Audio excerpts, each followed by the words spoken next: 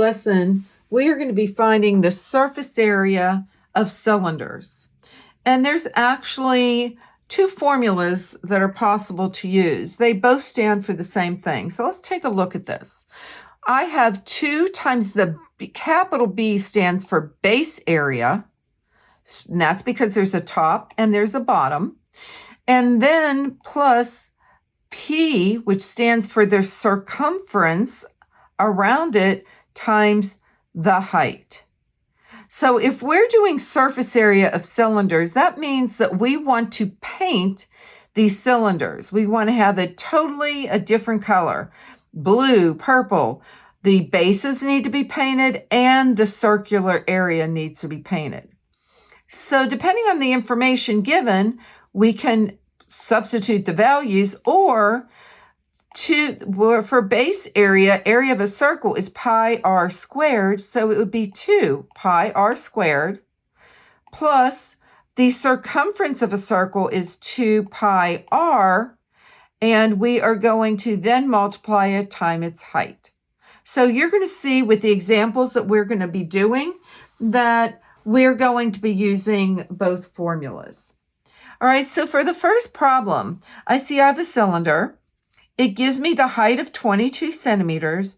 And notice it gives me the capital B, which is your base area. That means the top, and we're going to multiply it by 2. And here is my perimeter is 31.4 centimeters. So the formula that I am going to use for this problem, and I'm going to move it up a little bit, is going to be 2 times the base area plus the perimeter times the height. So now, and that is equal to our surface area. So our surface area is equal to 2 times that 78.5 that they gave us, plus the perimeter, which they gave us, is 31.4 times the height, which is 22. Okay, so as we multiply 2 times 78.5, it's 157 plus 31.4 times 22 is 690.8. So in order to find the surface area, all we have to do is we're going to add those two numbers together. And when we do that, we get 847 and 8/10, and our units would definitely be centimeters squared. This is the surface area if you were going to paint that cylinder. Okay, so now for number 2, I see that I am given the radius and the height. So I could use this and then substitute these in, but I'm just going to go ahead and I'm going to write my surface area is equal to 2 pi r squared plus 2 pi r h. Remember, this pi r squared is the same as the base, capital B, and base area, and 2 pi r is the same as our circumference of the circle. So now let's substitute in our values, being careful about it. And notice they wanted to go ahead and the direction said use 3.14 for pi. So I'm going to do 2 times 3.14. The radius is 5.5 squared plus 2 times 3.14. The radius again was 5.5 and the height is 11. So we're going to be multiplying all of these together. So let's go ahead and make sure we do the order of operations. So I'm going to square this first. And so 2 times 3.14, and I'm squaring 5.5. And when I do that, I get 30.25. Now, as we're going ahead and we're doing all of this multiplication, we multiply again. Here is our 6.28, and then we still have a 5.5 and an 11. So our surface area is going to be, this is 6.28 times 30.25 plus, so when we multiply 6.28 times 5.5 times 11, we end up getting 379 and 94 hundredths. And now I'm going to do my final multiplication right here. So the surface area is equal to 189.97. And when I go ahead and I'm going to add that to 379.94. So our surface area for this, and I will go ahead and do the addition just so you can see that you definitely need to line up your decimal points when you're adding those two numbers together. Notice I'm double checking to make sure that I wrote the numbers correctly. Well, 7 plus 4 is 11.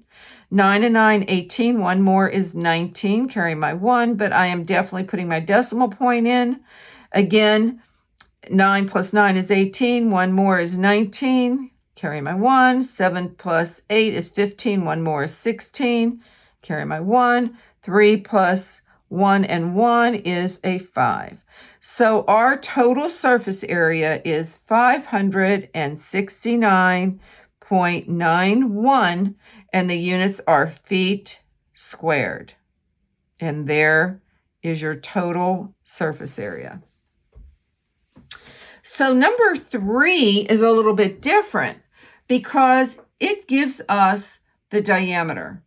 So I know that if I have a diameter that is 14, this from here to here, halfway across, is going to be 7, and that will be 7 meters.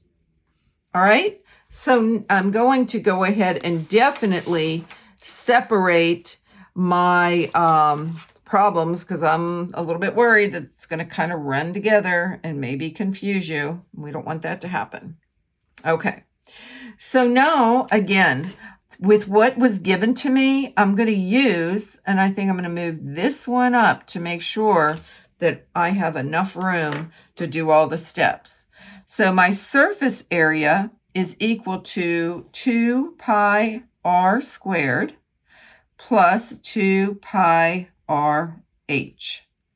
And again, the surface area is going to be equal to 2 times 3.14. The radius is 7, and we have to make sure we square it. Now we're going to go ahead and we're going to do 2. Again, 3.14. The radius is 7, and now the height is 8. So as we're now going to start our multiplication, we want to make sure that we do this squaring first. So my surface area is equal to 2 times 3.14. 7 squared, we know, is 49. And as I'm looking at this second part, here is 6.28, and then I will be multiplying it by 7 and by 8. Again, my surface area is equal to, we know that this is 6.28